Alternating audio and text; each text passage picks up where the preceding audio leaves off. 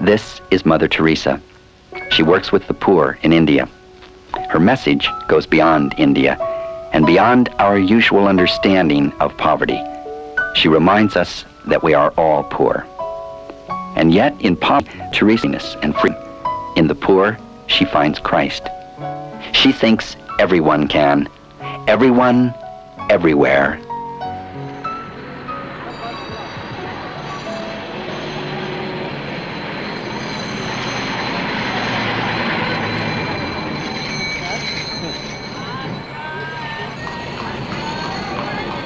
A few months ago, we went out in Calcutta and we picked up 4 or 5 people from the street.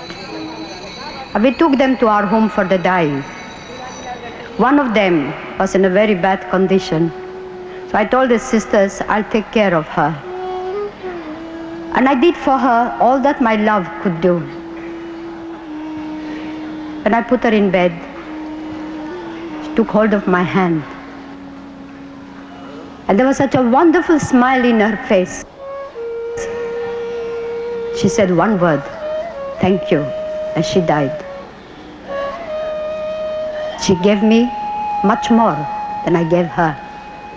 She gave me her grateful love. And for 1 second, I reflected on looking at her, and I said, what would I have done if I was she? And my answer was, I would have tried to draw some attention to myself. I would have said, I'm hungry, or I'm cold, or I'm dying. But she was so great. She was so beautiful in her giving. The poor are great people. They give us much more than we give to them. We must love them not by feeling pity for them. We must love them because it is Jesus and the distressing disguise of the poor. They are our brothers and sisters. They are our own people. Those lepers, those dying, those hungry, those naked, they are Jesus.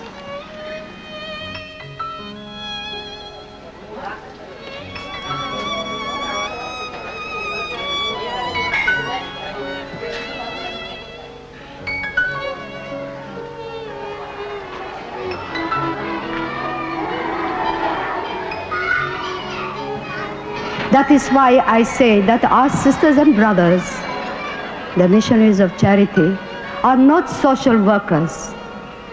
They are contemplatives right in the heart of the world. They want to feel that freedom of poverty that comes of choice. We want to know, to understand the poor, we must know what is poverty.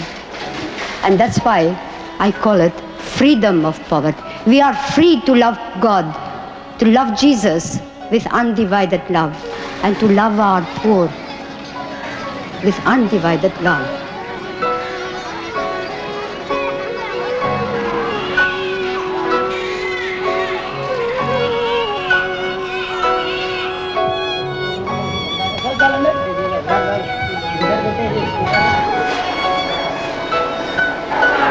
You are my brother, my dear brother, my dear brother.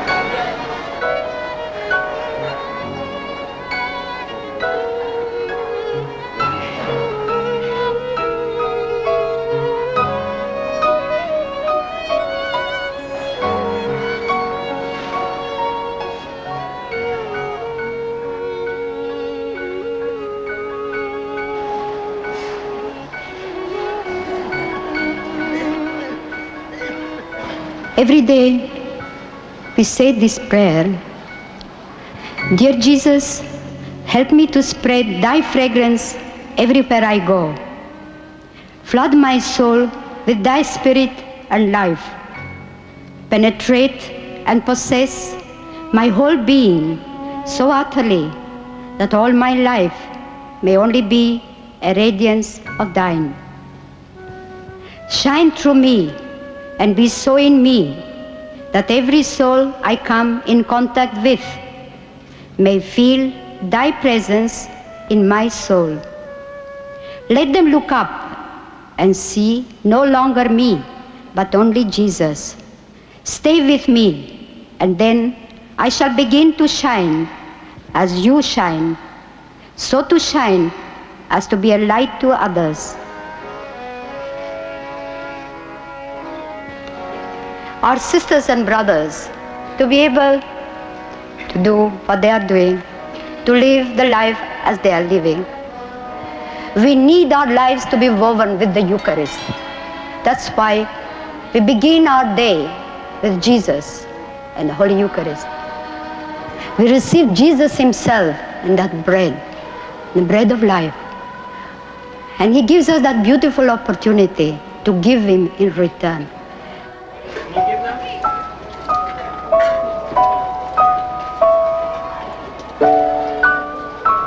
To help us to go to heaven, Christ made it a condition that at the hour of death, you and I, when we come before him, we will be judged on what we have been to the poor. For he said, I was hungry and you gave me to eat. I was hungry not only for bread, but for that understanding love, to be wanted, to be known, to be somebody to somebody. Naked, not only for a piece of cloth, but naked for that human dignity, for that respect. Homelessness, not only for a home made of bricks, but homelessness that comes from that terrible loneliness that our shut-ins, the unwanted, the unloved, go alone on their way. Are we there? Do we know them? Do we see them?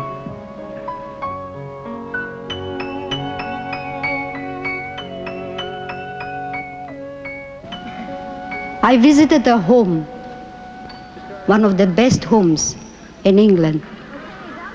Our sisters are there working. I don't know, but I've never seen so much beautiful things and so much wonderful things in a home like I saw in that home. And yet, there was not a single smile on the faces of those people. All these old people, they were all looking towards the door. And I asked the sister in charge, and I said, sister, why are they like that? Why are they not smiling? I'm so used to see smiles on people's faces, because I think smile generates smiles, just as love generates love. And then she said, this is every day like that. They're always waiting for somebody to come and visit them. The loneliness is eating them up. And for days after days, they keep on looking. Nobody turns up. That unwantedness is great poverty.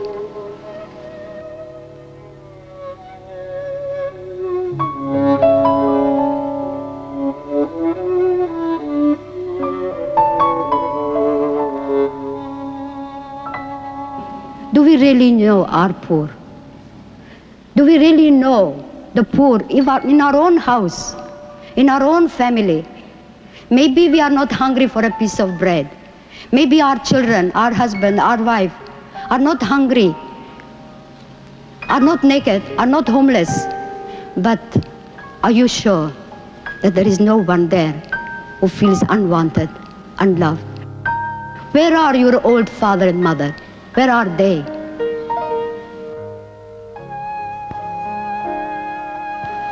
And so, you and I, let us look straight into our own families.